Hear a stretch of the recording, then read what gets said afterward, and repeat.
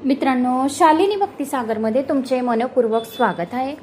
तर मित्रांनो, 4-5 दिवसापासून आपले भागवत पुराण येत नव्हते, व्हिडिओ येत होते, पण कसं आदित्य राणूबाईची कथा पण खूप जरुरी होती, सोमवारला शिवसहस्रनामावली जरुरी होती आणि मंगळवारी मंगळागौर होती, तर ती कथा आली आणि मग आपलं भागवत पुराण। तसं तर दुर्गाष्टमी लगेच येते, पण दुर्गाष्टमीची अखंड सौभाग्याची व्रतकथा टाकत होती मी, पण आहे माझी शालिनी भक्तिसागरवर। ज्यांना दुर्गाष्टमीची कथा हवी असेल अखंड सौभाग्याच्या प्राप्तीसाठी, शिवलीला अमृताचा 6वा अध्याय आहे, तो खूप छान आहे तो अध्याय, पण सिमितिनीची कथा आहे। शिवलीला अमृतांचे पारायण ज्यांना करायचे असतील, श्रावण मास सुरू असेल तर श्रावण मास सुरू आहे, तर त्यांनी शिवलीला अमृताचे पारायण पण करावे। जसा वेळ भेटला तसे एक एक अध्याय कथा ऐकून घ्याव्या। भरपूर तुमच्या कमेंट्स आल्या, ज्याला जे पुराण आवडत आहे ते पुराण ते ऐकत आहे। खूप चांगली गोष्ट आहे की खूप काही पुराण श्रवण करून घ्या। आपलं हे शालिनी भक्तिसागरवर 12वे पुराण आहे, तर भरपूर जण रिपीट याने डबल पण पुराण ऐकत आहे। खूप चांगली गोष्ट आहे।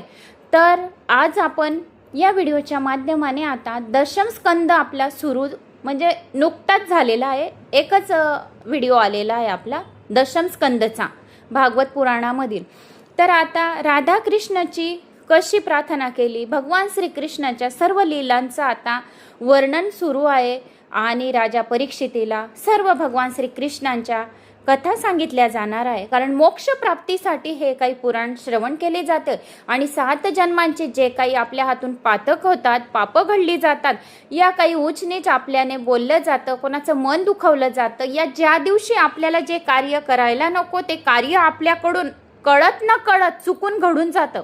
उदाहरणार्थ नागपंचमी, खूप काही सांगितलं की आज काहीच कापायचं नाहीये, आज काहीच करायचं नाहीये, कैची हातात घ्यायची नाहीये, छुरी हातात घ्यायची नाही। आपल्याला तर माहिती आहे, आपण स्वतः एक दिवस अगोदर सर्व कापकूप करून तर ठेवली आहे।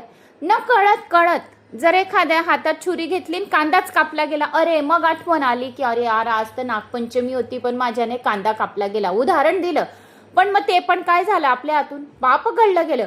आपण मुद्दाम करत नाही आहे, पण कळत न कळत या चुका आपल्या हातून घडल्या जातात। काही चांगल्या शुभ तीर्थावर या एकादशीवर काही आपण कोणाची निंदाच करून घेतली, न कळत निंदा करून घेतली, त्याचं बी काय लागतं, पाप लागतं। काही सणवारांवर कोणाचे जर आपण उचनीच कोणाचं मन दुखवलं गेलं तर हे काय लागलं, पाप लागलं। तर अशा पापांपासून आपल्याला मुक्ती मिळवण्यासाठी हे भागवत पुराण आहे। कुठलेही एक पुराण 18 पुराणांमधून बी श्रवण केलं तरी पण आपल्याला सर्व पापांपासून मुक्ती मिळते आणि सर्वच पुराण श्रवण करून घेतले तर आपल्याला मोक्ष प्राप्तीच राहील ना। म्हणून सर्व पुराणांचं आपण श्रवण करून घेऊ। शालिनी भक्तिसागरवर सर्व प्लेलिस्ट मध्ये मी पुराण देऊन दिलेली आहे, फक्त श्रीमद भागवत पुराण आपलं प्लेलिस्ट मध्ये बाकी आहे। आता आपला भाग 63 या 64 असेल, बघावा लागेल मला पण भाग कोणता चालू आहे थंबनेलसाठी।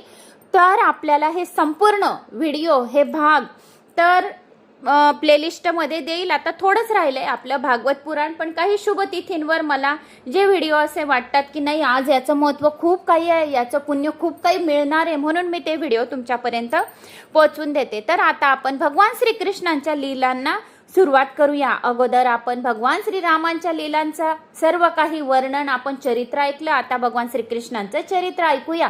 तर कोणी चॅनलवर नवीन आलं असेल तर लाल बटनवर सबस्क्राईब करा, ऑलवर क्लिक करा आणि जास्तीत जास्त जणांना शेअर करा। कुठून कोणत्या गावात तुम्ही माझा हा व्हिडिओ ऐकत आहात आपल्या गावाची कमेंट्स करायला विसरू नका। भरपूर कमेंट्सवर मी रिप्लाय देऊन दिलेला आहे, तरी पण 2-3 कमेंट्स आहे त्या वाचून देते। श्री शिवाय नमस्तुभ्यम ताई, तुमच्या कथा अहिल्यानगर वरून ऐकत आहे, रोज ऐकते, कथा खूप छान राहतात आणि मला खूप आवडतं ताई। खूप सारी तुमची कथा गिरजा छत्रपती संभाजीनगर, मी मुंबई भांडूपवरून बोलत आहे, कर्नाटकातून तडवेल या गावातून ऐकत आहे। जय मंगलागौरी माता, जय मंगलागौरी माता, जय महाकाल ताई। आम्ही कोकणी ब्राह्मण आहोत, आमच्या समाजात जर श्रावण महिन्यात मंगळवारी मंगळागौर पूजली जाते। मंगळागौरीची व्रतकथा सांगितल्याबद्दल खूप खूप धन्यवाद ताई। कोल्हापूर कळंबा, तर कोल्हापूर कळंबा मी अगोदरच एक दिवस अगोदर व्हिडिओ केला, शिवलीला अमृताचा 11वा अध्याय तो एकादशीला येणार आहे, तरी पण मी त्याच्यात पण बोलून दिलेले आहे कोल्हापूर कळंबा या ताईंसाठी। तर मी कोल्हापूर एवढ्या या म्हणजे 26 तारीख या 1 तारखेला माझा बर्थडे आहे, 1 सप्टेंबर. तर 26, 27, 28, 29, 30, 31 या 4-5 दिवसात मी केव्हा पण कोल्हापूर येईल, माझ्या घरच्याच गाडीने येईल. तर तुम्हाला भेट नक्की देईल. 2 मिनिटं 5 मिनिटं येऊन या तुम्ही मला मी ॲड्रेस देईल तर तिथं भेटायला यावी. माझी पण खूप इच्छा आहे की मी तिकडे आलेली आहे तर तुम्हाला भेट द्यावी. या तुमच्या घरचा ॲड्रेस या मोबाईल नंबर या लोकेशन जशी तुम्ही कमेंट्स करतात तशी टाकून द्या. ज्या दिवशी मी कोल्हापूर आली अगोदर पंढरपूरचं दर्शन घेईल, जेजुरी वगैरे तिकडे 16 तीर्थ आहेत आणि मग कोल्हापूरचं दर्शन जसं ज्या देवतेने बोलवलं भगवंताने तर तसे मी भेट देत येईल. तर नक्की तुम्हाला भेटायला येईल कारण तुम्ही गुरु मानलेले आहे. पारनेरवरून पण कमेंट्स येते की ताई तुम्ही माझे गुरु आहे. ज्या एरियाकडे ज्या भागांमध्ये ज्यांची कमेंट्स येते तर त्यांना मी नक्की रिप्लाय देईल. तर तिकडे त्यांना 2-2 मिनिटं भेट घेऊन घेईल तुमची. मला पण खूप इच्छा आहे की तुम्हाला भेट द्यावी. तर तुम्ही तुमचा ॲड्रेस जसे तुम्ही कमेंट्स करत आहे तसे तुम्ही ॲड्रेस टाकून द्या, मोबाईल नंबर लोकेशन टाकून द्यायचा. मी आली तर तुमची भेट नक्की घेईल. कोल्हापूर कळंबा या ताईंना सांगणं आहे. ओम नमः शिवाय, श्री स्वामी समर्थ. ओम नमो भगवते वासुदेवाय नमः. धन्यवाद ताई. नांदगाववरून मी पुण्याहून बोलत आहे. महादेव आज नागपंचमी तर आहे ताई. मी सर्वांना तुमचा हा व्हिडिओ ऐकवला आणि गावाला पण बार्शीमध्ये माझ्या बहिणींना पाठवला. खूप छान आहे. त्यांनी कमेंट पण तुम्हाला पाठवले आहे. सर्व पुराण ते तुमचे चातुर्मासात श्रवण करीत आहे. तर खूप खूप धन्यवाद अशा कमेंट्स करण्यासाठी आणि माझा आत्मविश्वास वाढवण्यासाठी. ओम नमो भगवते वासुदेवाय नमः. जय श्री महाकाल लक्ष्मी नारायण नमः. नांदेड जय श्री महाकाल, जय श्री आशापुरा, जय श्री मंगळागौरी माता, जय श्री महाकाल, जय माता लक्ष्मी. ओम नमो भगवते वासुदेवाय नमः. आम्ही पुराण ऐकतो, तुम्हाला कमेंट पण करतो, लय आनंद मिळतो. पारनेरवरून तर पारनेर कुठे आलं हे तुम्ही कमेंट्स करून मला नक्की सांगावं. तर तुमची पण भेट घेईल, सर्वांची भेट घेईल नक्की. तर तिकडे ज्या ज्या एरियात आली तर तुम्हाला नक्की मेसेज करायला सांगेल. मी रोज व्हिडिओ ऐकतो ताई. तर धन्यवाद अशाच कमेंट्स करण्यासाठी आणि माझा आत्मविश्वास वाढवण्यासाठी. नागपूर, कोल्हापूर, बागापूर, अंतोर्ली तर अशा कमेंट्स तुमच्या आलेल्या आहेत. तर आता मी म्हणजे चालू आहे आमचं रक्षाबंधन होऊन या रक्षाबंधनच्या अगोदर जाऊन या कोल्हापूरला कारण बर्थडे येत आहे. तर माता राणीचा आशीर्वाद घेऊन येऊ असं सर्वांचं फॅमिलीचं म्हणणं झालं की तुझा बर्थडे 1 सप्टेंबरला तर आपण कोल्हापूरमध्ये मनवूया असं सांगत आहेत. तर आता बघू माता राणी जे सांगेल ते त्यांच्या इच्छेनुसार. मागच्या वर्षी पण आलेली होती तर तेव्हा पण माझी इच्छा होत होती की तुम्हाला भेटावं. या नोव्हेंबरमध्ये पण आलेली होती मी, तेव्हा पण मला असं वाटत होतं की तेव्हा भेटावं. मागच्या वर्षी श्रावण महिन्यातली एकादशीला मी कोल्हापूरलाच होती, जी भागवत एकादशी आहे रक्षाबंधनच्या अगोदरची. तर तेव्हा मी तिथंच दर्शनाला आलेली होती. तेव्हा पण मी माझ्या मिस्टरांना बोलली की अहो माझी इच्छा होत आहे त्या ताईंना भेटायची. तर मी त्यांना सांगितलं आपण जाऊया कळंबाला. तर ते म्हणाले हो जाऊया, तुला भेटायचं आहे ना त्यांना तर भेट घेऊन घे असं सांगितलं. तर मला खूप आनंद झाला की हो म्हटले सर्वजण असं. तर नक्की तुम्हाला भेटायला 5-10 मिनिटं येईल. तर आता आपण भागवत पुराणाला सुरुवात करूया. श्री गणेशाय नमो नमः. वक्रतुंड महाकाय सूर्यकोटी समप्रभ निर्विघ्नं कुरु मे देव सर्व कार्य शु सर्वदा. श्री गणेशाय नमः. सरस्वती नमः. कुलदेवताय नमः. ओम शांताकारं भुजगशयनं पद्मनाभं सुरेशं विश्वाधारं गगनसदृशं मेघवर्णं शुभांगं लक्ष्मीकान्तं कमलनयनं योगिर्भ्यानज्ञं वन्दे विष्णु भवभयहरं सर्वलोकैकनाथं निवासं. श्री श्रीनिवासा की जय. कोल्हापूर महालक्ष्मी माता की जय. पद्मावती महालक्ष्मी माता की जय. तर आता शुक्राचार्यांनी राधाकृष्णाची प्रार्थना केली आहे की हे भगवान माझ्या हृदयात विराजमान होऊन आपणच ही कथा सांगावी अशी शुक्राचार्यांनी राधाकृष्णाची प्रार्थना केली. ज्ञानी पुरुष मृत्यूला टाळण्याचा नाही तर सुधारण्याचा प्रयत्न करत असतात. मृत्यूला उज्ज्वल करतात. ज्याचा मृत्यू उत्तम प्रकारे होतो त्याला पुन्हा जन्म घ्यावा लागत नाही. वेर आणि वासना जीवनाला विकृत करतात. त्याचा नाश झाल्यावरच जीवन आणि मृत्यू उज्ज्वल होतात. त्यांचा नाश करा नाहीतर मृत्यू बिघडून जाईल. तुम्ही वैऱ्यांना वंदन करा. इतके करूनही त्यांनी वेर सोडले नाही तर त्यांच्या पापांचा भागीदार तुम्हाला व्हावे लागणार नाही. 10व्या स्कंदात निरोध लिहिला आहे. ईश्वराच्या ठिकाणी मनाचा लय करणेच निरोध होय. श्रीकृष्णाला आपल्या हृदय मंदिरात स्थापन कराल तर मनाचा निरोध होईल. मनाचा नाश लय मुक्तीचे मुक्तीच होय. मनाचा नाश म्हणजेच मुक्ती होय. पृथ्वीवर राक्षसांचा उपद्रव वाढला, लोक दुःखी झाले, पाप वाढले, धरणीला हे सहन झाले नाही. ती ब्रह्मदेवाला शरण गेली. ब्रह्मादी देव ब्रह्मलोकात नारायणाकडे गेले आणि पुरुष सुक्ताने प्रार्थना करू लागले. भगवान नारायणाची, नाथ आता तर तुम्ही कृपा करा, अवतार घ्या. भगवान ब्रह्मदेवाला म्हणाले, ब्रह्मदेवा, मी लवकरच वासुदेव देवकीच्या पोटी जन्म घेणार आहे. माझ्या सेवेसाठी तुम्ही सर्व देवांनी अवतार घ्यावा. ब्रह्मदेवांनी आकाशवाणी ऐकली, सर्व देवांना आश्वासन दिले.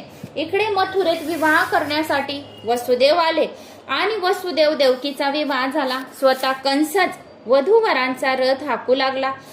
कंस वसुदेवाला खूप त्रास देईल तर भगवान लवकर प्रकट होईल.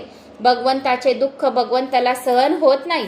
पाप्याचे दुःख साक्षी रूपाने भगवंत पाहत राहतात, सहनही करून घेतात, पण पुण्यवंतांचे दुःख मात्र त्यांच्याकडून सहन करवत नाही. आकाशवाणी झाली, हे कंसा, देवकीचा 8वा मुलगा तुझा वध करेल. कंसाने आकाशवाणी ऐकली व तो देवकीस मारण्यास तलवार घेऊन तयार झाला. तेव्हा वसुदेव कंसास समजवू लागला, जो आला आहे तो जाईलच, जो जन्माला आला आहे तो मरणारच. म्हणूनच महात्मे मृत्यूला टाळण्याचा प्रयत्न न करता त्याला सुधारण्याचा प्रयत्न करा. मृत्यूचे निवारण अवश्य आहे. शीर्यते इति शरीरम, शरीराचा नाश तर होईलच, वेर करू नकोस.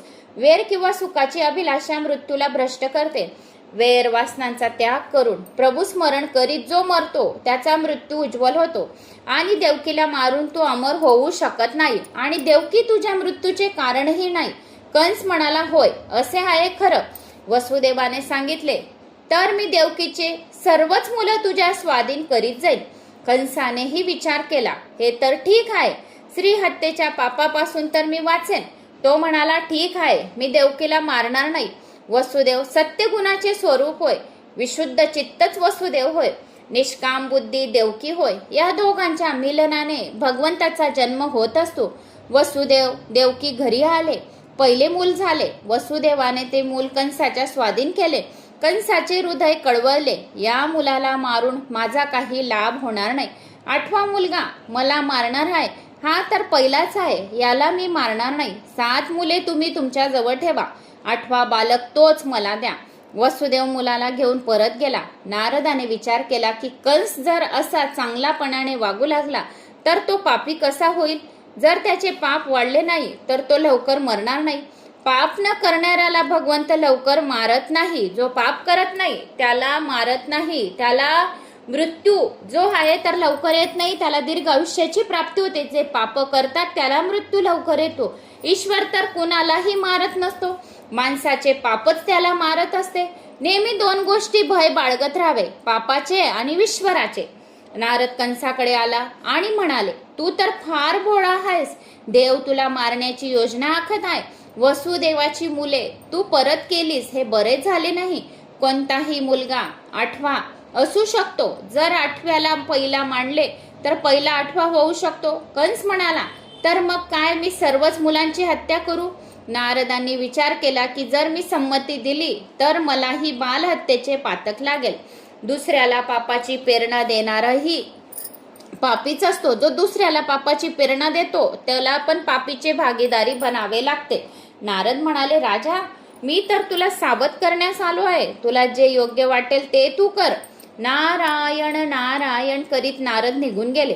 कंसाचे पाप वाढवावे म्हणून नारदाने कंसाला उलटा पाठ शिकवला. कंसाने वसुदेव देवकीला कारागृहात बंद केले. विना अपराध कारागृहात बंद व्हावे लागले. तरी त्यांना वाटले की कदाचित देवाला हेच पसंत असेल. ही तर देवाचीच कृपा समजली पाहिजे. त्यांच्या नामस्मरणासाठी हा एकांतवास मिळाला. अतिशय दुःखालाही प्रभूची कृपा समजली पाहिजे. कंस म्हणजे अभिमान होय. तो जीव मात्राला बंद करून ठेवतो. सर्व जीव या संसाररूपी कारागृहात बंद झालेले आहेत. आम्ही सर्व कैदी आहोत. जीव जोवर कामाच्या अधीन असतो तोवर तो स्वतंत्र नसतो. सर्व बंदच आहे. वसुदेव देवकी कारागृहातही जागृत होते. आम्ही तर झोपलेलेच आहोत. आमचा जीव कारागृहाचा एकांतवासात जागृत राहण्याऐवजी झोपलेलाच असतो. संसारात जो जागा असतो तो भगवत प्राप्ती करू शकतो. जो जागत है वह पावत है, जो सोवत है वह खोवत है. जो भगवंतासाठी जागा असतो त्यालाच भगवंत मिळतात. कबीरांनी म्हटले आहे, सुखिया सब संसार है, खावे और सोवे. दुखिया दास कबीर है, जागे और रोवे. कबीर देवांसाठी जागले व रडले म्हणून त्यांना देव भेटले. मीराबाई देवासाठीच जागली व रडली म्हणून तिलाही देव भेटले. कंसाने देवकीचे 6 मुलं मारून टाकली. मायेचा आश्रय घेतल्याशिवाय भगवंत अवतार घेऊ शकत नाही. शुद्ध ब्रह्माच्या स्वरूपात अवतार होऊ शकत नाही. जर ईश्वर शुद्ध ब्रह्माच्या स्वरूपात अवतरले तर त्याला त्याचे दर्शन होईल, तो उद्गारून जाईल. दुर्योधनाने द्वारकाधीशाचे दर्शन तर घेतले होते, पण ते दर्शन मायावृत्त प्रभूचे दर्शन होते. जो निर्वृत्त केवळ शुद्ध ब्रह्माचे दर्शन घेतो त्याला मुक्ती मिळत असते. मायावृत्त दर्शनाने मुक्ती मिळत नसते. योग मायेचे आगमन झाले. तिने 7व्या गर्भांची रोहिणीच्या उदरात स्थापना केली. रोहिणी गर्भवती झाली. बलराम दादा प्रकट झाले. भाद्रपद शुद्ध एकादशीला बलदेवजी शब्दाचे ब्रह्माचे स्वरूप होत प्रथम शब्द ब्रह्म प्रकट होत असते. नंतर परब्रह्म बलरामाचे आगमन झाल्यानंतरच गोकुळात परब्रह्म अवतरले. यशोदेने सर्वांनाच प्रसन्न केले. यश सर्वांना देऊन अपयश आपणाकडे घ्याल तर कृष्ण प्रसन्न होतील. पण जीव असा दुष्ट आहे की यशाच्या धनी स्वतः होतो व अपयश दुसऱ्यांच्या माथी मारतो. यशोदा यश ददाती इति यशोदा. जी दुसऱ्याला यश देते ती यशोदा. नंद जो सर्वांना आनंद देतो तो नंद. विचार, वाणी, वर्तन, सदाचाराने जो दुसऱ्यांना आनंद देतो त्याच्याच घरी भगवान अवतार घेत असतात. जो सर्वांना आनंद देतो त्यालाच परमानंद मिळतो. नंदाने सर्वांना आनंद दिला म्हणून त्याच्या घरी प्रभू आले. सर्व गोपाळ शांडिल्य ऋषी जवळ आले आणि म्हणाले, महाराज, असे काही करा की जेणेकरून नंदाच्या घरी पुत्र जन्म होईल. शांडिल्य ऋषीच्या सांगण्यावरून सर्वच एकादशीचे व्रत करू लागले. एकादशी व्रत महाव्रत आहे. एकादशीला पान खाणे व झोपणे निषेध आहे. एकादशीला कधीच पान पण खाऊ नये आणि झोपवायचे सुद्धा नाही. थोडा फलार केला जाऊ शकतो. काही लोक साबुदाणा वगैरे पोट भरून खातात, बटाटे वगैरे पोट भरून खातात आणि अन्न दोष तर घडत नाही, पण एकादशीचे पुण्य पण मिळत नाही जे पोट भरून खातात ते. उद्या काय खायचे या विचाराने एकादशी व्रतचा बी भंग होऊन जातो. जर तुम्ही विचार केला की मी उद्या हे खाईल तर तुमच्या एकादशी व्रतचे पुण्य तुम्हाला मिळत नाही. एकादशीच्या दिवशी फक्त नारायणाचं स्मरण करावे, भगवंताचं स्मरण केलं पाहिजे. सर्व गोपालांची एकच इच्छा होते की परमेश्वर प्रसन्न होऊन नंदाच्या घरी पुत्र जन्म व्हावा. भाद्रपद शुक्ल एकादशी पासून सर्व गोकुळवासी जण सर्व निर्जला एकादशी आदी व्रत करू लागले. शुक्राचार्य सांगत आहे, इकडे देवकीने 8वा गर्भ धारण केला तर तिकडे कंसाने सर्व सेवकास सावध करण्यास सांगितले. सेवक म्हणाले, आम्ही तर सतत जागत असतो, आम्ही नेहमीच सावध असतो. मुलाचा जन्म झाल्याबरोबर आम्ही आपल्याला समाचार देऊ. 9 महिने भरत आले. मन, बुद्धी, पंचप्राण यांची शुद्धी, या सर्वांची शुद्धी झाली पाहिजे. परमात्म्याच्या दर्शनांनी आतुरता वाढते. भगवंताच्या दर्शनाशिवाय चैन पडत नाही. जेव्हा जीव अतिशय तळमळतो व अतिशय आतुर होत असतो तेव्हा भगवंत अवतार धारण करत असतात. आता परशोभमयान आणि सर्व गुण संपन्न घटका आली. चंद्र रोहिणी नक्षत्रात आला. दिशा स्वच्छ झाल्या, आकाश निर्मळ झाले, नदीचे पाणी निर्मळ झाले, वनात पाखरे व भुंगे गुणगुणू लागले, शीतल सुगंधी पवित्र वारा वाहू लागला, स्वर्गात नगारे वाजू लागले, मुनी आणि देवगण आनंदाने पुष्पवृष्टी करू लागले आणि परम पवित्र समय येऊन पोचला. श्रावण मासातील कृष्ण पक्षाची अष्टमीची मध्यरात्री झाली आणि कमल नयन चतुर्भुज नारायण भगवान बालकाचे रूप घेऊन वसुदेव देवकी समोर प्रकट झाले. भगवंताने आपल्या हातात शंख, चक्र, गदा व पद्य धारण केले होते. चोहीकडे लख प्रकाश पडला. हे चतुर्भुज स्वरूप दर्शवते. त्याच्या चरणी जो शरण जातो त्याचे 4 पुरुषार्थ ते सिद्ध करून देतो. जो भक्त अनन्य भावाने माझी सेवा करतो त्याचे धर्म, अर्थ, काम, मोक्ष 4 पुरुषार्थ मी सिद्ध करून देतो. त्याचे सर्व प्रकारे संरक्षण मी करत असतो. संपत्ती व संतती यांचा सर्वनाश झाला होता, तरीही वसुदेव देवकी दीनतापूर्वक ईश्वराची आराधना करीत होते. प्रभू म्हणाले, माझ्या चतुर्भुज स्वरूपाचे दर्शन करून घ्या. नंतर भगवंताचे चतुर्भुज स्वरूप अदृश्य झाले आणि 2 लहान लहान हात असलेला कन्हैया प्रकट झाला. बाल कन्हैया लाल की जय असे म्हणाले. भगवंत प्रत्यक्ष प्रकट झाले तरी ध्यानाची आवश्यकता असतेच. ज्ञानदीप प्रज्वलित झाल्यावरही जर एखादे इंद्रियद्वार मोकळे राहिले तर त्याद्वारे विषयरूपी वारा आत शिरून तो ज्ञानदीप विझवून टाकतो. या ज्ञान मार्गात अनेक विघ्न येतात. या ज्ञान मार्गामध्ये अनेक विघ्न येतात. या यज्ञ मार्गात अनेक विघ्न येतात. भक्ती मार्ग सर्वात मोठा सोपा सांगितला गेला आहे आणि सरळ सांगितला गेला आहे. प्रत्येक इंद्रियाला भक्ती रसात मुरू द्या, म्हणजे मग विषयरूपी वायू त्रास देणार नाही. जेव्हा 11ही इंद्रिये ध्यानात एकाग्र होतात तेव्हा प्रभूचा साक्षात्कार होतो. या कारणानेच तर गीतेच्या 11व्या अध्यायात अर्जुनाला विश्वरूप दर्शन घडले होते. भगवंत म्हणाले, मला गोकुळात नंदाच्या घरी घेऊन जा. वसुदेवाने देवाला टोपलीत ठेवले, पण बाहेर कसे निघावे? कारागृहाचे दार तर बंद होती, पण बेड्यातही तुटत नाही आणि बेड्या सुद्धा पायाला होती. पण जशी टोपली वसुदेवाने डोक्यावर घेतली तसंच सर्व बेड्या तटात तुटून पडल्या. मस्तकात बुद्धी आहे. जेव्हा बुद्धीत भगवंताचा अनुभव येतो तेव्हा संसाराची सारे बंधन तुटून जातात.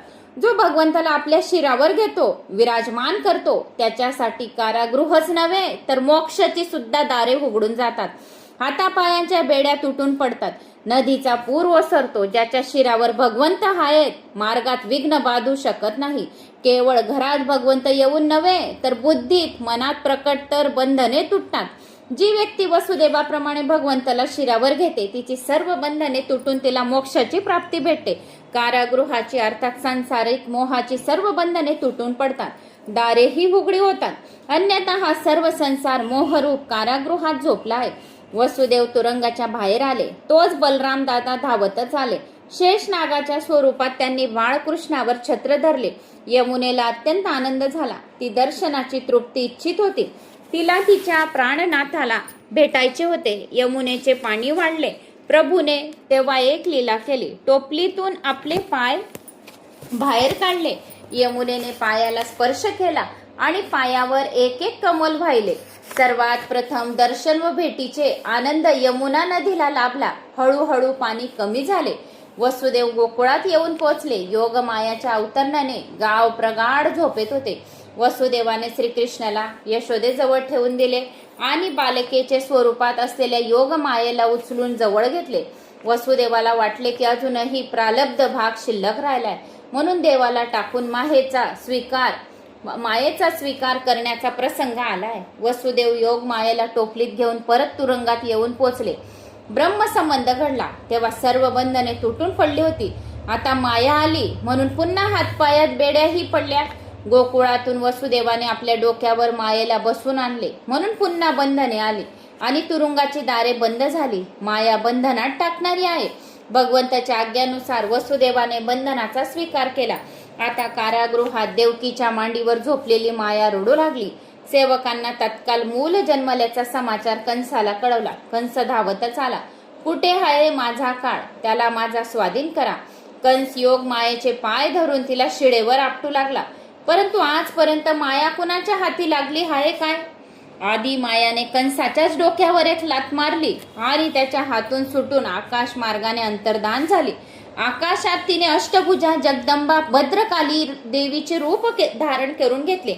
तिने कंसाला हाक मारून म्हटले, अरे पाप्या, तुझा काळ तर जन्माला आला आहे आणि तो सुरक्षित आहे. तुझा जो काळ आहे तर तो सुरक्षित आहे. तो तर जन्म त्याने घेऊन घेतला. कंसाला पश्चाताप होऊन त्याने वसुदेव देवकीची क्षमा मागितली.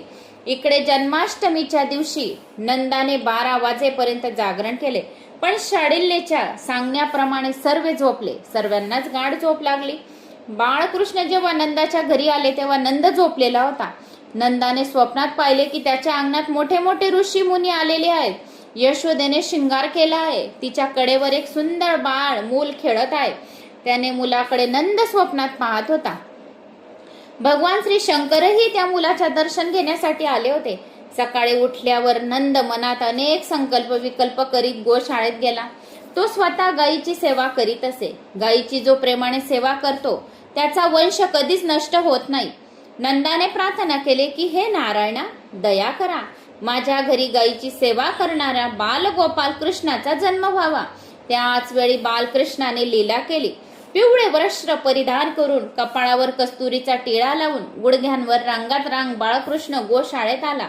नंदेने त्याच्याकडे पाहिले तेव्हा त्याला वाटले की हा तर मुलगा आहे की ज्याला मी आजच स्वप्नात पाहिले. बालकृष्ण म्हणाला, बाबा, मी आपल्या गायीची सेवा करण्यास आलो आहे. गोशाळेत आलेल्या त्या कन्हैयाकडे पाहून नंदाने स्मित याने स्माईल दिली. त्याला देहभान राहिले नाही. बाळकृष्णाच्या दर्शनाने त्याला समाधी लागल्यासारखे झाले. त्याला काही कळत नव्हते की तो जागा आहे की झोपेत आहे. सुनंदेला यशोदीच्या मांडीवर बाळकृष्ण दिसताच ती धावत धावत गोशाळेत भावाला शुभ वार्ता सांगण्यास आली. दादा दादा, लाला जन्माला आला आहे. आनंदी आनंद झाला. भगवान श्रीकृष्ण गोकुळात प्रकटले. नंदाने यमुनेत स्नान केले. जन्म उत्सवाच्या निमित्ताने आज स्नान करायचे होते. त्याला सोन्याच्या पाटावर बसवले. शाडिल्य मुनींनी त्याला दान करण्यास सांगितले. नंद म्हणाला, जे लागेल ते घेऊन जा. नंदाने मोठ्या औदार्याने दान दिले. दानाने धनाची शुद्धी होते. गायीचे दान दिले गेले. नंद घर आनंद भयो, जय कन्हैया लाल की. नंद के घर आनंद भयो, जय कन्हैया लाल की. सर्वजण असे म्हणू लागले. गावाच्या प्रत्येक नागरिकाला वाटले की कन्हैया माझा आहे. गावाचे सर्व गोपींमध्ये श्रीकृष्णाच्या जन्माची वार्ता आता पसरून गेली. सर्व कृष्ण दर्शनासाठी धावू लागले. जणू काही नवनिधी भक्ती भगवंताच्या दर्शनासाठी धावत चालली आहे असे वाटत होते. आणि गोपीचा एक एक अवयव कृष्ण मिलन व कृष्ण स्पर्शासाठी आंदोलित झाला होता. त्याचे डोळे सांगत होते, आमच्यासारखे भाग्यवान कोणीही नाही. आम्हाला साक्षात भगवान श्रीकृष्णाच्या दर्शनाचा लाभ मिळणार आहे. हात म्हणू लागले, आम्हीच भाग्यशाली आहेत. आम्हीच प्रभू लीलांना अलंगन देऊ. तर कान म्हणू लागले, आमच्यामुळे तुम्ही भाग्यशाली आहात, कारण कृष्ण प्रकट झाल्याचे वृत्त आम्ही प्रथम ऐकले आहे. आम्ही तर कन्हैयाची बासरी ऐकणार. तेव्हा हृदय म्हणाले, जोपर्यंत मला पांजर फुटत नाही तोपर्यंत आनंद मिळत नाही. इकडे पाय बोलू लागले, हजारो जन्मांपासून आम्ही तारुण्याचे सुख व धनसंपत्तीच्या मागे धावत आलो आहोत. आता तुम्ही जन्म मरण्याच्या दुःखातून मुक्त होणार आहे. सर्वच इंद्रियांना आनंद होत होता. गोपीच्या वेण्यातून फुले खाली पडत असताना फुले म्हणू लागली, गोपींनो, तुम्ही कृष्ण दर्शनासाठी मोठ्या आतुरतेने जात आहात. तुम्ही भाग्यशाली आहात. तुमच्या शिरावर राहण्यास आम्ही अपात्र आहोत. आम्ही तर तुमच्या चरणावर पडून तुमच्या चरणरजाच्या स्पर्शाने पावन होऊ. यशोदेच्या मांडीवर खेळत असलेल्या सर्वांग सुंदर बाळकृष्णाला गोपी दहाने अभिषेक करू लागल्या. गरीब गोपिका दूध व दही घेऊन आल्या होत्या. कृष्णासारख्या त्रिभुवन सुंदर मुलाला पाहिल्याबरोबर आनंदाच्या भरात त्या बेमान झाल्या. त्या स्वतःच दुधाने दह्याने न्हावू लागल्या. सर्व गोपींची मने श्रीकृष्णाने आकर्षित करून घेतली होती. हृदय सागरात आनंदाच्या लाटा उसळू लागल्या. गोपी जितके घेऊन आल्या त्यांच्या दसपट त्यांना परत द्यायचे होते. कुणाला चांदीची ताटे दिली गेली तर कुणाला चंद्रहार दिले गेला. यशोदेने ठरवले होते की सर्वस्व जरी लुटले गेले तरी परवा नाही. सर्वांच्या आशीर्वाद व शुभेच्छा मिळवायच्या आहेत. गोपी जे जे मागतील त्यांना द्यायचे आहे, दिले गेले पाहिजे. आनंदाने वेड्या झालेल्या गोपी कृष्णाचा जय जयकार करू लागल्या. एक तर म्हणाली, यशोदा, द्यायचेच असेल तर हा कन्हैया मला देऊन दे. यशोदेने तिला आपल्या जवळ बसवले व तिच्या मांडीवर कृष्णाला निजवले. बस आनंद आनंद आनंद. हजारो वर्षापासून दूर झालेला हा जीव आज शिवाला भेटला. ईश्वराशी एकरूप झाला. जीव आनंदाने फुलून जातो जर भगवंत आपल्याला साक्षात भेटून जातात. पुरुष तर बाहेर राहिले, पण मात्र गोपी मात्र आज जाऊन आनंदाने भगवान श्रीकृष्णाला बघून नाचू लागल्या. पुरुष अभिमानाचे अहंकाराचे रूप आहे, पण स्त्री नम्रता व दीनतेचे स्वरूप आहे. जो गोपी सारखा नम्र होतो त्यालाच ईश्वर सभेत प्रवेश मिळतो. अहंकार्याला तेथे प्रवेश मिळू शकत नाही. सर्वांनाच खूप आनंद देणाऱ्या नंदाच्या घरी परमानंद कृष्ण कन्हैया अवतरला, प्रकट झाला. सर्वांचे आशीर्वाद प्राप्त कराल तर तुमच्या घरी पण सर्वेश्वर भगवान येतील. सर्वांचे आशीर्वाद घेणे तसे कठीण काम आहे. कुणाचा शाप मात्र घेऊ नका. कुणाच्या हडाकळा मात्र घेऊ नका. कोणाचे मन दुखवू नका. दुःशाप जर तुम्ही न घ्याल तर तुम्हीही नंदाप्रमाणे आनंद होऊ शकाल. नंदयती सर्व जनान सम नंदा. वाणी, वर्तन, व्यवहार आणि विचारांनी जो सर्वांना आनंद देतो तोच नंद होय. सर्वांचा आदर करा. आदरदान सर्वोत्तम दान होय. सर्व जीवांना शिवस्वरूप मानून सर्वांचा आदर करा. ज्ञानाचे हे लक्षण आहे की त्याच्या व्यवहाराने कुणालाही अशांती उद्रेक होऊ शकत नाही. दुसऱ्यांच्या व्यवहाराने आपले मन कधीच अशांत होऊ देऊ नका, विचलित होऊ देऊ नका. नंद बाबा सदा सर्वदा आनंदात राहत होते आणि दुसऱ्यालाही आनंद देत होते. अशा आनंदाच्या घरीच परमानंद अवतरत असतात. सर्वांना आनंद देणे जर जमले नाही तर हरकत नाही, पण कुणालाही दुःख देऊ नका, कुणाला दुःखी करू नका आणि कोणी दुःखी होईल असे त्यांना शब्द बोलू नका. आजकाल लोक वर्षातून एकच वेळा नंद महोत्सव उत्सव साजरा करतात गोकुळाष्टमीला, पण नंद उत्सव दररोज जर साजरा केला पाहिजे. रोज प्रांतकाळी 4 ते 5:30 पावतो नंद महोत्सव साजरा केला पाहिजे. सकाळी 4:30 4 वाजेपासून तर 5:30 वाजेपर्यंत नंद महोत्सव उत्सव ब्रह्ममुहूर्त हे रोज असतं, तर त्यावेळेस नंद भगवानचा स्मरण केलं पाहिजे. जीवात्म्याचे घर तर आमचे शरीरच आहे. नंद महोत्सव अर्थात मिठाई वाटणे किंवा दही दूध सांडणे नव्हे. असे केल्याने तर आनंदाचा अतिरेक होईल. उत्सव तर हृदयात साजरा केला पाहिजे. ईश्वराचे प्राकट्य झाल्यावर माणूस देहात असूनही देहाचे भान त्याला राहू शकत नाही. देह धर्माचा विसर पडल्यावरच हा उत्सव सफल होत असतो. परमात्म्याला हृदयात बोलवा. हृदयात परमात्म्याचे प्राकट्य झाले म्हणजे तहान भूक हरपून जाते. जो दररोज नंद महोत्सव साजरा करतो त्याच्या सर्वच दिवस आनंदात जातो.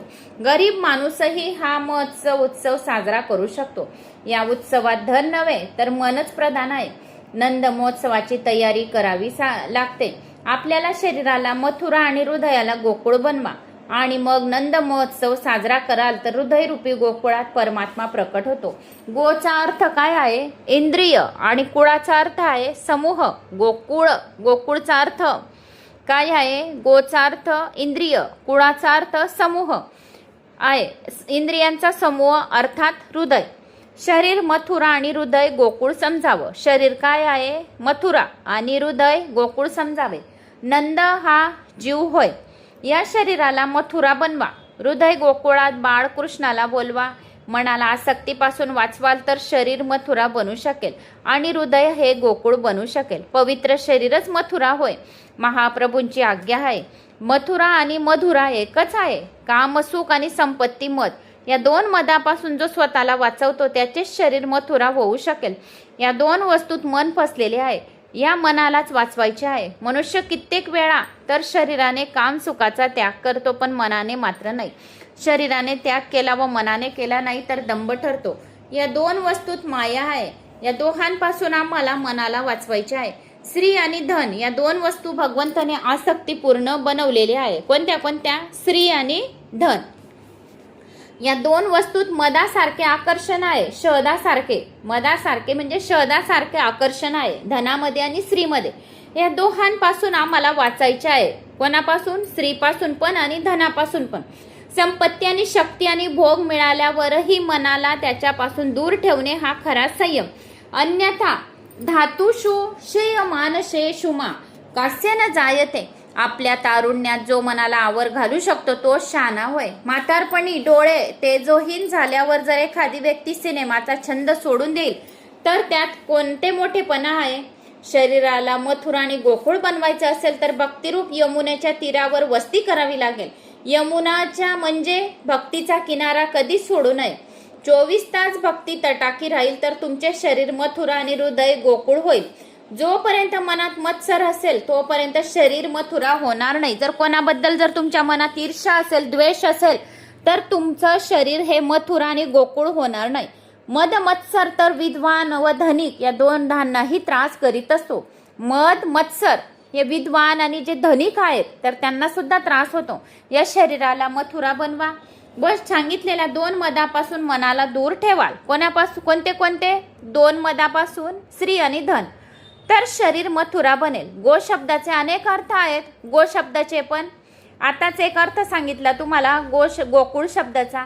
गो म्हणजे इंद्रिय, भक्ती म्हणजे गाय, उपनिषद आदी. इंद्रियांना विषयांच्या मागे धावू देण्यापेक्षा भगवंताकडे वळवा, कारण की त्यांचे स्वामी भगवंतच आहेत.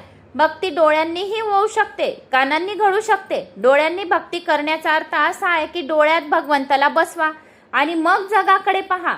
याप्रमाणे पाहण्याची सवय जर केली तर तुम्हाला सर्व जग कृष्ण रूप दिसेल. जर तुम्ही डोळ्यांमध्ये भगवंताला बसवणार तर सर्व जग कृष्ण रूप दिसेल.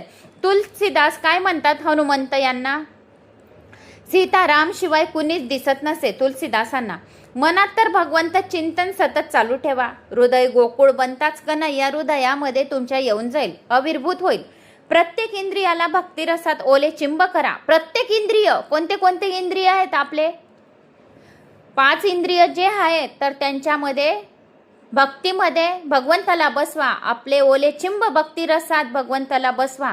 म्हणजे आपल्या प्रत्येक इंद्रियामध्ये भगवंत राहील. ज्याच्या प्रत्येक इंद्रिय भक्ती करते त्याचे हृदय गोकुळ आणि मथुरा बनते. कित्येक लोक कानांनी भक्ती करतात, डोळ्यांनी भक्ती करतात, मनाने भक्ती करत नाही. फक्त कानांनी ऐकून घेतात ना, डोळ्यांनी. आपला हा देह काय आहे? एक देवारा. देवाऱ्यामध्ये जो हृदय आहे तर त्या हृदयात आपण भगवंत बसवलेला आहे. तर या मनाने आपण भगवंताला बसवतो का? कित्येक लोक मनाने भगवंताला मनामध्ये बसवत नाही, फक्त डोळ्यांनी करून घेतात ना, कानांनी करून घेतात. प्रत्येक इंद्रियांचे द्वारा श्रीकृष्ण रसाचे पान करा. तुमचे हृदय गोकुळ होईल. कारण की हा 10वा अध्याय भगवान श्रीकृष्णाचा हृदय आहे. तर आपल्याला भगवान श्रीकृष्णाचे हृदय आपल्या हृदयामध्ये प्रकट करायचे आहे. आणि भगवान श्रीकृष्णाची चतुर्भुज रूप, बालकृष्णाची रूप, जे रूप आहे भगवंताचं ते आपल्या हृदयात साक्षात विराजमान करायचं आहे. तर आपल्याला भगवान श्रीकृष्णाच्या या लीलांपासून आपल्याला भक्ती करायची आहे, ज्ञान प्राप्त करून घ्यायचे आणि शेवटी मग परमानंद आपल्या हृदयामध्ये प्रकट होईल. जे इंद्रिय भक्ती करणार नाही ते पापाचरण करतील. गोभी पिपती इति गोपी, याचा अर्थ असा आहे की जो आपल्या प्रत्येक इंद्रियांना श्रीकृष्ण रसाने पान करतो तोच गोपी समजावा. ज्ञानी आपल्या इंद्रियाचा निरोध करून प्राणवायू ब्रह्महृदयात स्थिर करून आपल्या ललाट ब्रह्मज्योतीचे दर्शन घेतात. तर वैष्णव आपल्या हृदय सिंहासनावर बालकृष्णाला बसून आपल्या हृदयात प्रभूचा दिव्य प्रकाश पाहतात. भगवंताच्या दर्शनानंतर डोळे मिटून त्यांचे रूप आपल्या हात पहा. श्रीकृष्णाचे स्मरण करतात. देह व जगाचे भान न राहिले तर नंद महोत्सव सफळ होतो. परमात्मा ऋषिकेश आहे. एकेका इंद्रियांचा परमेश्वराशी विवाह करा. भागवताच्या भक्तीत दुराग्रह नाही, केवळ स्वरूपाच्या ठाई निष्ठा ठेवल्याने एका स्वरूपाचे वारंवार चिंतन केल्याने मन तेथेच जडते. असे केल्याने मनाची शक्ती वाढते. शरीराने शक्य नसेल तर मनाने तरी गोकुळात जा, मनाने मथुराला जा. शरीर कुठेही असो पण गोकुळ, मथुरा, वृंदावन नक्की करून या. मनाला मात्र मथुरा, वृंदावनात पाठवा. मनात कल्पना करा, भावना ठेवा. यशोदेच्या मांडीवर बाळ कृष्ण खेळत आहे अशा लीला करा. असे स्वप्न बघा. त्यांचे दर्शन घेण्यास गोपी धावत येत असतात. कन्हैयाचे एक एक लीलेचे कल्पनेचे दर्शन करत राहा. देवाच्या दर्शनानंतर डोळे मिटून त्यांच्या स्वरूपाचे मनाने दर्शन घेत जा. ज्ञान मार्गात भेदाचा निषेध आहे. भक्तीच्या द्वारे भगवंताशी एकरूप होत असतो. दोघांचेही देह एकच असते. भक्तीत प्रारंभी भेद असतो पण पुढे पुढे भक्त व भागवंत एकरूप होतात. ध्यानात दर्शनता तन्मयता आली म्हणजे नंद महोत्सव साजरा होतो. जोपर्यंत जगाचे भान आहे तोपर्यंत खरा आनंद मिळत नाही. देह भान असताना देव दर्शन शक्य नाही. देहाचा विसर पडल्याशिवाय दर्शनाचा खरा आनंद मिळू शकत नाही.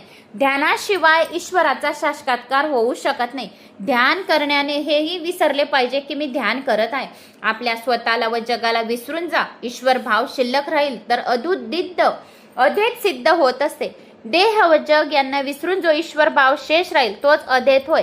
संतांचे चरित्र वाचाल तर तुम्हाला कळून येईल की त्यांनी जीवनभर किती कष्ट सहन केले आहेत. सांसारिक व्यवहारामुळे तर फार दुःखी असत पण त्यांचे मन मात्र संसारापासून अलिप्त असते. आपल्या प्रिय पत्नीचा मृत्यू झाला असता नरसिंह मेहता काय म्हणाले? भलुम ययुम भामगी जंजाल सुके भजशु श्री गोपाल. अर्थात चांगलेच झाले की माझ्या मागची काय कटकट गेली. आता मोठ्या चैनेने मी श्री गोपालाची भक्ती करीन.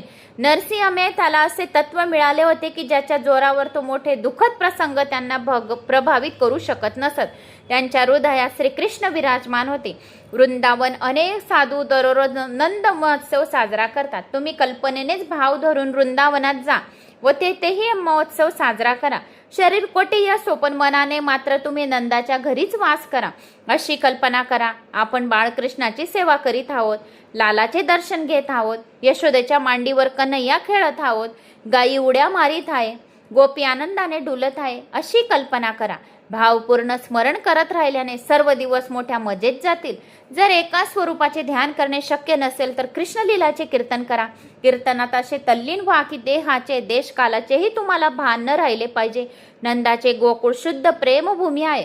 त्यात स्वदुखी होण्याची कल्पना नाही. इतरांना सुखी करण्याची भावना आहे. स्वतः सुख भोगावे आणि इतरांना सुखी करण्याची भावना नसेल तर सुखच तुमचे त्याग करेल. दुसऱ्यांना सुखी करण्याची इच्छा करणारा कधीही दुखी होत नाही. जर तुम्ही दुसऱ्यांना सुख देणार तर तुम्ही कधीही दुःखी होणार नाही. नंद महोत्सवचा आरंभ प्रांतकाळी 4 वाजता झाला होता. म्हणून हा उत्सव ब्रह्ममुहूर्ताने साजरा करावा. ध्यान धारणेची सर्वात उत्तम वेळ म्हणजे ब्रह्ममुहूर्त. प्रांतकाळी 4 ते 5:30 वाजेपर्यंत भगवत भजनाचा आनंद लाभल्यावर सर्वच दिवस मोठा आनंदात जातो. म्हणून सकाळी लवकर उठून अर्धा तास भगवंताचे ध्यान केले पाहिजे. ईश्वराशी एकरूप झाले पाहिजे. एक तत्व साधा 12 वर्षापर्यंत याप्रमाणे नियमाचा ध्यानाचा उपक्रम केल्याने ईश्वराचा साक्षात्कार होईल. जो सकाळी 4 ते 5:30 वाजेपर्यंत भगवंताचं नामस्मरण करेल तर त्याच्यावर भगवंत खूप प्रसन्न होईल असे सांगितले गेलेले आहे. तर भगवान श्रीकृष्णाचा जन्म कसा झाला आणि आता पुढे त्यांचा गोकुळाष्टमी उत्सव कसा साजरा होणार आहे तर मी तुम्हाला या व्हिडिओच्या माध्यमाने सांगितलं की कसा जन्म झालेला आहे आणि कसे आपल्याला भगवंताचे बालस्वरूप आपल्या हृदयात धारण करायचे आहे. तर मी संपूर्ण ही माहिती दिलेली आहे. तर मला अशी आशा आहे की तुम्हाला माझा हा व्हिडिओ आवडला असेल तर आवडल्यास लाईक शेअर सबस्क्राईब नक्की करा आणि जास्तीत जास्त जणांना शेअर करा. कुठून कोणत्या गावातून तुम्ही माझा हा व्हिडिओ ऐकत आहोत आपल्या गावाची कमेंट्स करायला विसरू नका. जय श्री महाकाल. ओम नमो भगवते वासुदेवाय नमः. पुढचा भाग खूप छान आहे तर सर्वांनी शालिनी भक्ती सागरवर बनून राहील.